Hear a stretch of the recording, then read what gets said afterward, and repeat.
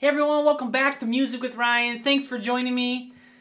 Here we are, May 2nd, and I'm excited because this month I'm declaring Rhythm Month here at my website. And so we're going to have all lessons for the whole month on Free Lesson Tuesday and on the Featured Lesson Friday will all involve rhythm lessons, okay? So we're going to have rhythm exercises and, progressions with lots of bass walks. Going to talk about strumming patterns and providing energy in your rhythm playing. So we're going to go over various topics. I don't have it all completely planned out, but I do got it for this week. And I was trying to think of where to start. I did want to make this, pretty comprehensive when thinking about rhythm. I wanted just to have a nice little library of things you can go back on and use, and be applicable right away. So I was thinking of where to start, and I had a lot of ideas, but the thing that came to me the most was talking about playing in time and or playing in the pocket, okay?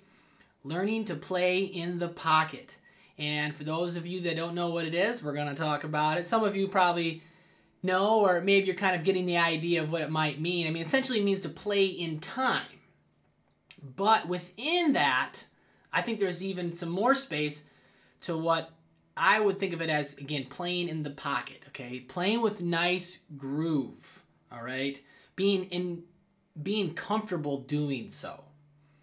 All right, so we're going to talk about that in this week's lesson, and then on Friday, May 5th, we are going to I'm going to have rhythm walks in the key of G, bluegrass with rhythm walks all over. So you can look out for that featured lesson on Friday as well. So let's talk about it. For this lesson too, just so you know, it's going to be largely kind of a lecture lesson and demonstration lesson. I don't really have any tabs or anything like that. We're just going to talk about and demonstrate, again, playing in time and playing in the pocket. And we're going to do some exercises in the right hand to kind of give you a clear idea, hopefully, of what that all entails.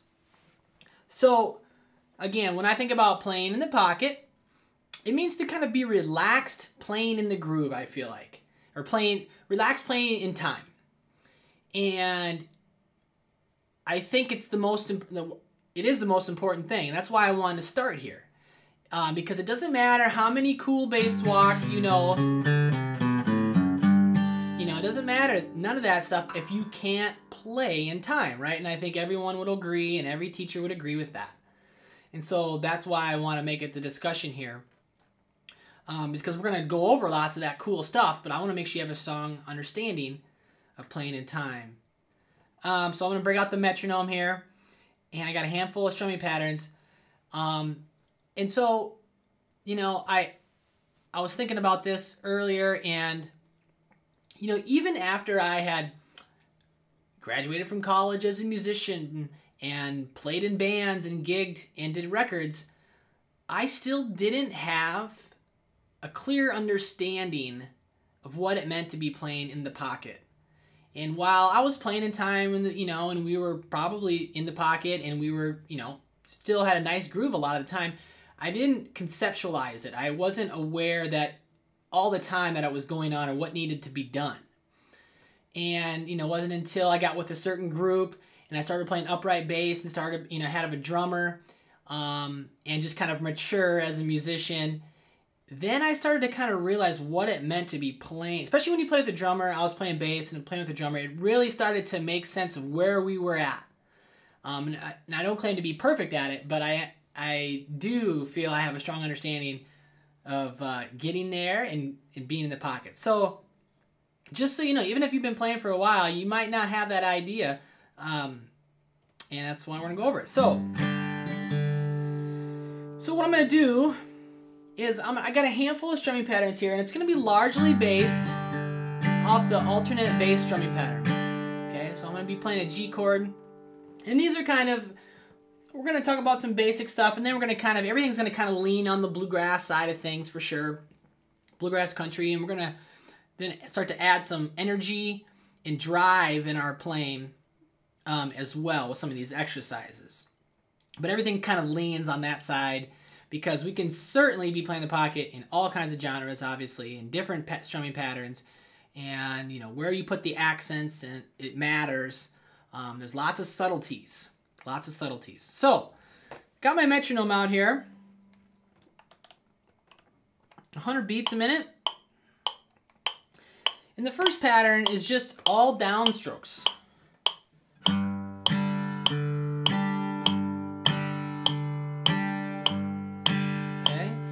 Right with the beat. Down, down, down, down, down, down, down. Okay, so I'm almost acting like I'm the bass in the mandolin, right? Boom, chick, boom, chick, boom, chick, boom, chick, boom, chick, boom, chick. That's kind of what, you know, that's what's cool about the guitar is it can kind of like bring it all together. It can kind of encapsulate both parts of the band. And some of these rhythm things too, I will side note that it's gonna depend on who you're playing with. Is there a bass player? Is there a mandolin player? Is there a dobro player? Is there a drummer? Is there, you know, other guitar players? These things are gonna matter and will affect what you might do on the guitar. So I'm just gonna give you an overview of some certain things, but just so you know, it's gonna depend. A lot of the times, your strumming pattern, it's gonna just, depending on what the situation calls for, the song calls for, and the people you're playing with, okay? It's gonna matter. All right, so yeah, I kind of had the bass and the mandolin. That's just all downstrokes. So if you can't do this, don't move on. This needs to be relaxed. You know, you should be able to move your body. You should be able to talk. You want to be right with it, right? All right, so then the next strumming pattern, now I'm going to do downbeat or upstrokes on 2 and 3 and. So, or I'm sorry, 2 and 4 and. 1, 2, and 3, 4. So I'm adding a little more. 2 and 4. So the first pattern was this. And then now we add.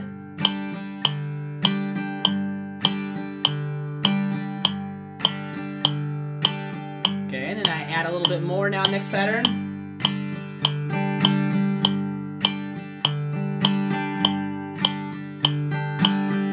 How I added more strums, and it kind of adds a little energy, right? It kind of pushes, it kind of drives everything. So that pattern was 1, 2, and 3 and 4 and.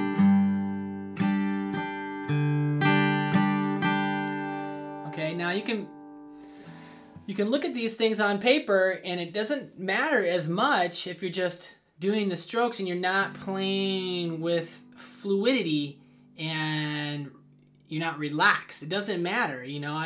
You kind of have to be able to kind of swing this, and I want to talk about kind of the undercurrent of which I feel like as a bluegrass guitarist you kind of need to feel. We're going to get there. It's a little bit more advanced, but okay. 3 and 4 and. So it's really just this right hand is back and forth all day and is comfortable with hitting the strings sometimes and not hitting the strings, right? It's always going up and down. Always know that. If you take one thing away from this lesson, know that your right hand is always going up and down all day long, but you're kind of choosing when to hit the strings.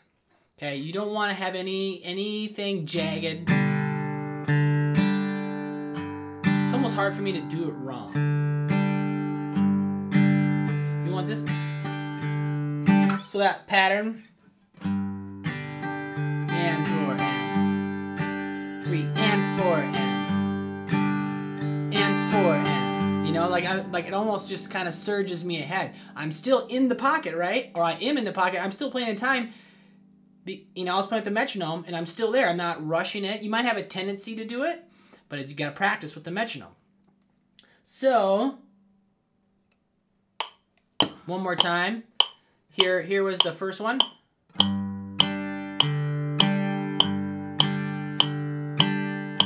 And then the second one. There it is. And then third one.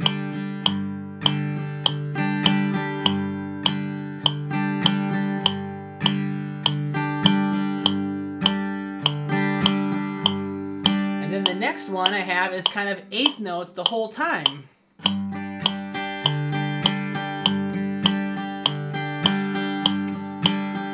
So 1 and 2 and 3 and 4 and 1 and 2 and 3 and...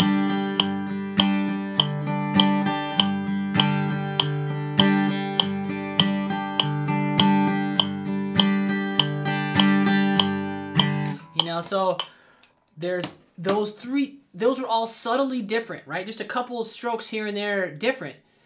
And it provided more energy. It kind of adding more strums, provided more energy. And all the while, I was in the pocket and able to go back and forth between all three of these patterns. Some very simple, right? And so in a song, I'm kind of going back and forth between a few of these patterns to help add and provide energy to the playing. Sometimes I literally just sit around and do the simplest strumming pattern and sing a song when I'm by myself. Like sometimes that's what I'll do. And people are like, that's all you did? I'm like, yeah, that's all I needed to do because the pocket, I'm there. And everything was everything felt good. So, all right. So if you have questions about stuff, please leave them below. Comments, questions, leave them below, and I will answer them either on YouTube or on my website on the lesson page here. Okay, so leave the questions below, and I'll answer them. The one thing I want to get to, that last pattern. And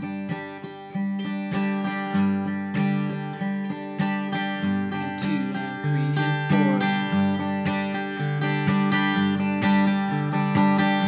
4. Okay, now I was getting eighth notes down up the whole time. And while I feel that's kind of a lot, I not necessarily would do that all the time. I feel like that feel is being implied even when I'm doing the most basic pattern. Especially, again, as a bluegrass, bluegrass setting, a band, it's country, this old-time folk stuff. Maybe, again, more on the bluegrass side. That feel...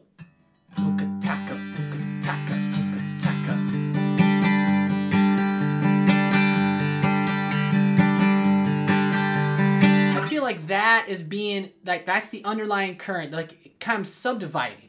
Okay, that's when we talk about subdividing, where we feel the beat and how we feel the beat. And I feel like that's going on even when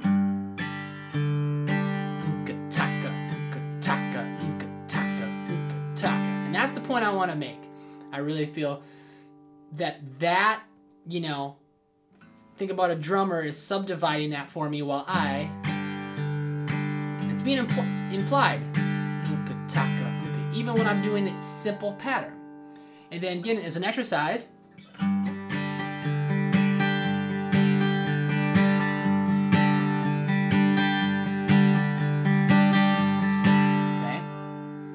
So I hope that makes sense. These are subtle things, but they add up.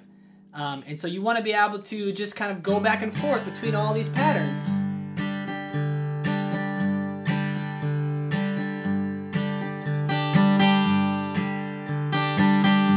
I do a couple measures of simple, and then I do one with more.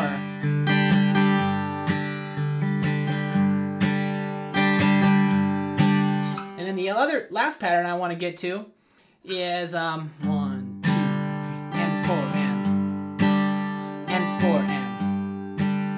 and 4 and. So there's a little tie in there, there's a little pause, but my right hand keeps moving. And again, it kind of like a slingshot. I pull it back and then boom, I let go, right? And so that's what it's kind of doing.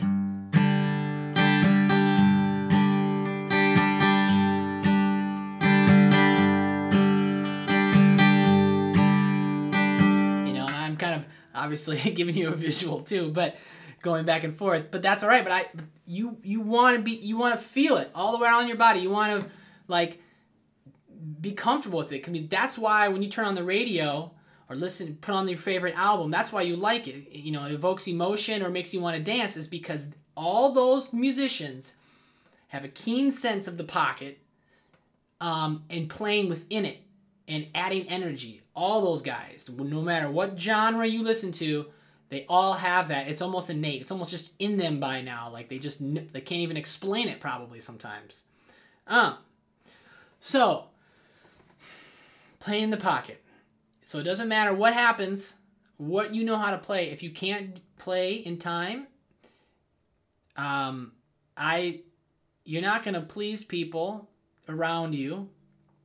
And it's the most important thing. Timing's the most important thing in music, in life, in sports, and etc., right?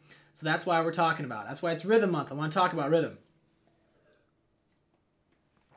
All right. So lastly, we're almost done here. I don't like to keep these too long. I want to demonstrate at a little bit faster tempo all these patterns and how they kind of feel and sound, and hopefully provoke some energy. So I'm going to bump up the metronome about 132.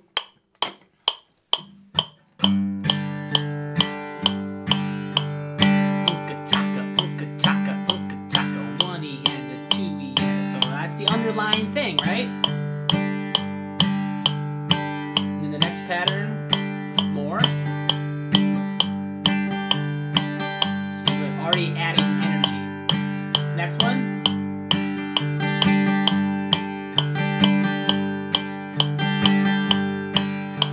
Next one. Kind of got that train feel.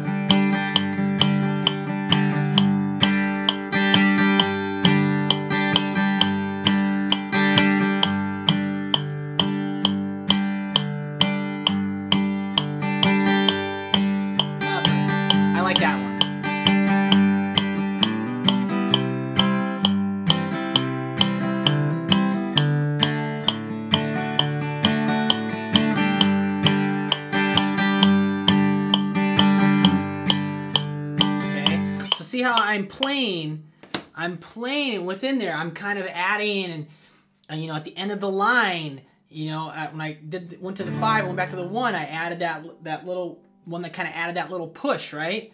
And so I'm thinking about that. You know, I'm comfortable with that. I'm just demonstrating exercises of all these patterns, being in the pocket, and how you approach it and apply it is gonna depend on, again, the song that you're playing, who you're playing with, and how you fit in, right? Those things matter. So you do have to kind of think, but, you know, in bluegrass, there are certain spots that the acoustic guitar is supposed to kind of fill in that little gap and supposed to provide that little boost and energy and drive. So, but again, so that will matter when you know, all those things will dictate how you apply that stuff. Okay? All right. So I think that's about it. Try to keep these under 20 minutes here.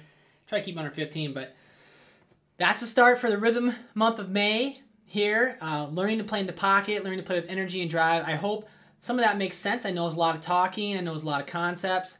But again, leave your questions or comments below. I'd like to know what you think, if you've thought about those things, if I'm making sense to you, if I lost you, whatever it is, let me know, and I'll get back to you. And we're going to keep continuing on with this theme throughout the whole month. We'll break down some of these patterns, and we'll talk about adding more drive in our bluegrass. We'll talk about bass walks, etc., etc., etc. We're going to be doing all kinds of stuff.